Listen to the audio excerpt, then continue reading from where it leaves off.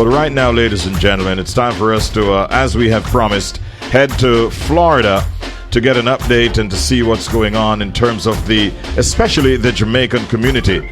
Because, we've been carrying a lot of what happened generally by way of or updates and so on that you've been hearing. But I wanted to zero in on the Jamaican community in Florida. And so this morning, we're very, very pleased to be joined by Jamaica's Consul General in Miami, Mr. Oliver Mair, who is our very special guest at this time. Good morning, Mr. Mair, Consul General. How are you today? I am good, Richard B. I'm good. Happy to be on your program. And good morning to all your listeners all over the globe tuning in here to be on your program. Always a pleasure to be here. All right. We always look forward to having conversations with you as well. First of all, on a personal note, how did you fare during the passage of Hurricane Milton? Yeah, we did well. We are based in a city called Weston, which is close by Fort Lauderdale. Mm-hmm. The Consulate is downtown Miami, and we fared well. There was just some strong winds Wednesday at about 5-6 o'clock. Very strong winds, and then some rains, but those dissipated, and no major damage really at all down in the southern part of Florida. All right. We did have one. There was one. We did get one tornado alert which came in the city of Weston on Wednesday afternoon, and so everybody, of course, ensured that they were inside. But that was pretty much for us on a personal level. All right. Thankfully. Well, I want to now to zero in on other Jamaicans in Florida. What can you tell us in terms of whether it be individuals or businesses that might have suffered loss or damage during the passage of the storm? Okay. Great question. Now, let me just say that this report is, as of today, a lot of persons have lost power. I mean, we have had a 3.2 million that are out of power residents, and it's down now to, I believe, 2.5 million. So some persons are just getting back light and are now able to charge their phones. So we may hear from them shortly. But the persons I've spoken to, we've worked the phone, we've called persons right across the length and breadth of Florida communities, and the Jamaicans seem to have fared fairly well, and I say that cautiously. And the individuals we spoke to who represent different community groups, and they have also reached out to their folks as well, and people seem to have had minor damage, some roof damage, trees uprooted, light poles down, loss of power, loss of water in some cases. That sort of minor damage. No, we haven't heard of any injuries, thank God, and no casualties, no deaths so far that we have heard of. So we give God thanks, but again, we just remain cautiously optimistic. Yes, because information is still being gathered, and even today, I suspect will be another busy day for information gathering within your consulate. I would suspect, eh? That's correct. We were closed. We were closed to the public on Wednesday and Thursday. We're back in office today. I mean, most of us were on the phone anyway, but today now, I'm sure we're going to get a lot more calls, a lot more persons reaching out to us. We'll have a great assessment of what's taking place. The first responders are out there. A lot of the relief agencies are on the ground, and so reports are coming through and are updated continuously. So I know we will have a sense of the level of damage, and we'll hear more, I'm sure, from our Jamaican communities as to any other cases that we're not aware of. But again, we're thankful for what we've heard. What was surprising, yes, Richard B., is that we were focused on the hurricane, and the tornadoes is what seemed to have done most of the damage, because a record number of warnings were issued for tornadoes, and there were tornadoes right across the state, and most of the damages that we've seen, especially online, and then, for example, in Stewart City, in Martin County, which is about central Florida. They had the tornado did quite a bit of damage there, So that's one of the stories we did not expect to hear, is that the impact of the tornadoes in Florida. We're not typically known for tornadoes. Normally it's up in Oklahoma, Mississippi, Texas.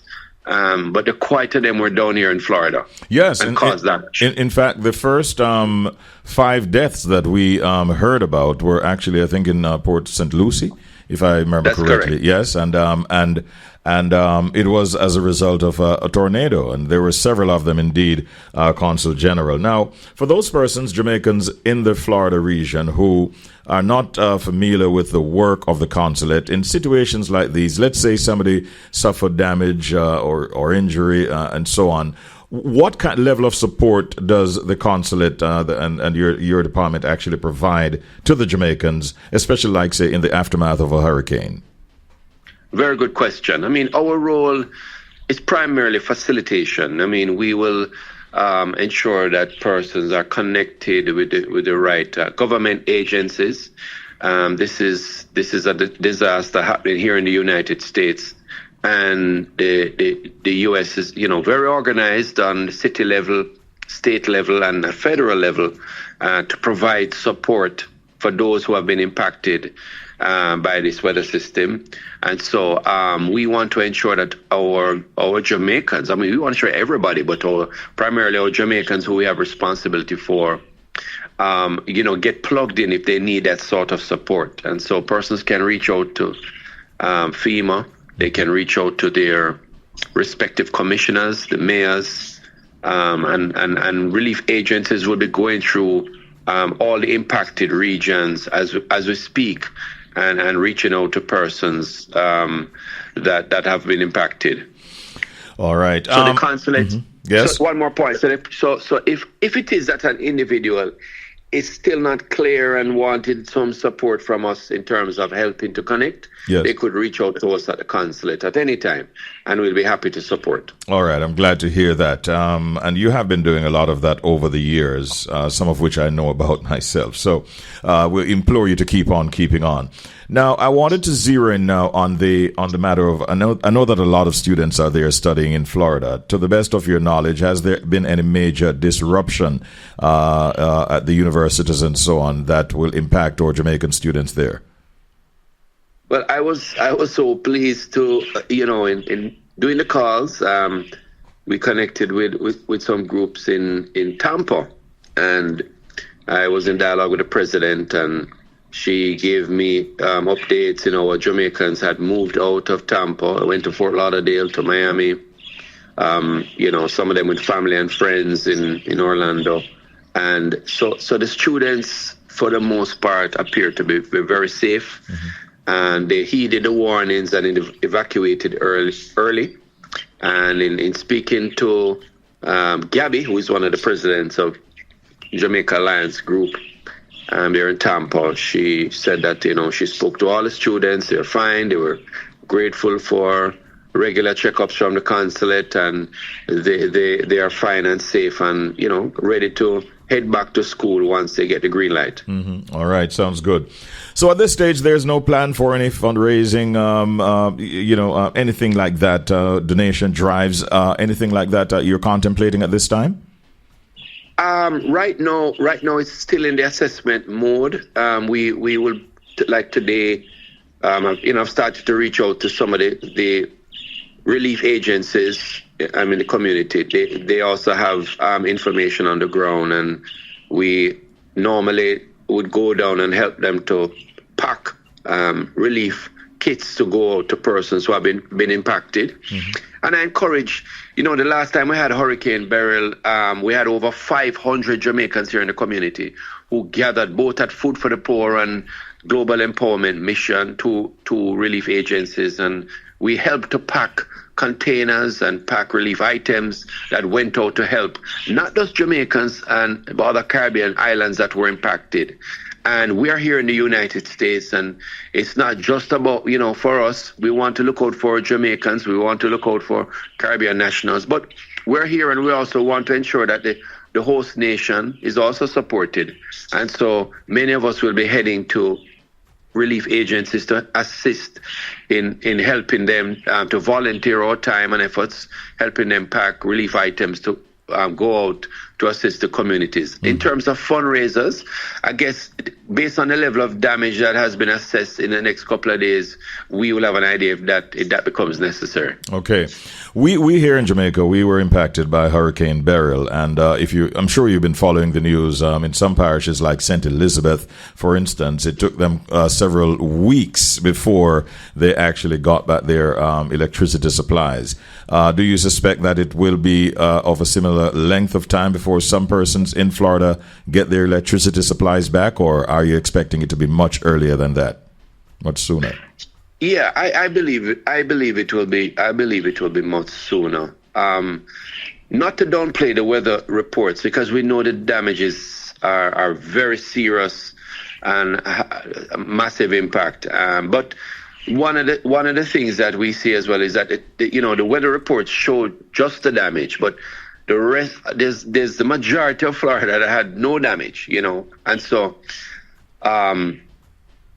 sometimes it may appear that there was just complete devastation of the entire state, and most persons really had little or no damage at all and can move on. Yeah. Richard B., repeat that question again, though. I went on to another point.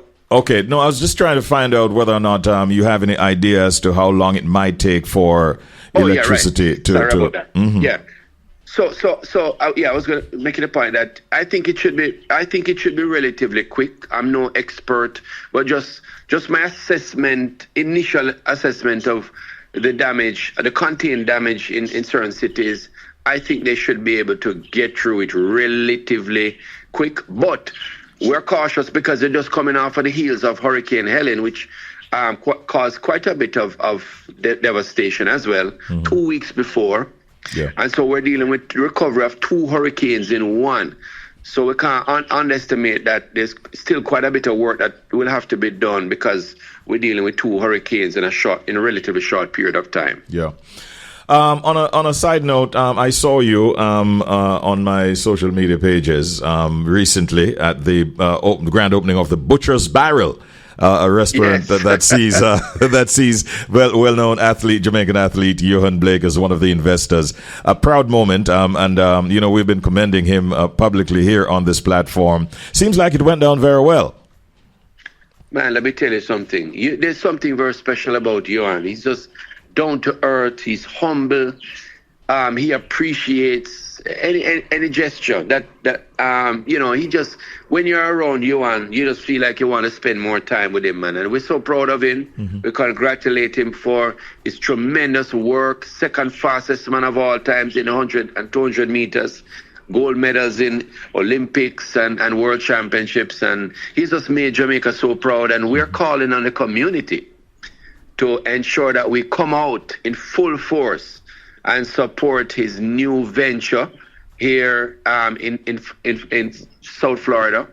It's a lovely restaurant, and the ambiance is excellent and really has a nice appeal, and the service was very good, and I was so proud to see him position himself right here in South Florida. And so we're calling everybody, make sure you come out and support one away on. Yes. And Yohan is a legend. Indeed. And so we will be there. And in fact, I am to call him later with a suggestion for one of the, we do some watch parties, and we go to different venues. So for example, with the Reggae Boys, last night we had a watch party at one particular venue, and the Reggae Boys won 2 Love, I believe, last night, and so we go to different venues, and the community comes out and support our sporting heroes from where we are here in Florida. And so I'm going to be making some suggestions to Yohan later today. It's so funny. If he's listening, which I'm sure he is. Morning, Yohan. I'm preempting our conversation, right? Yes.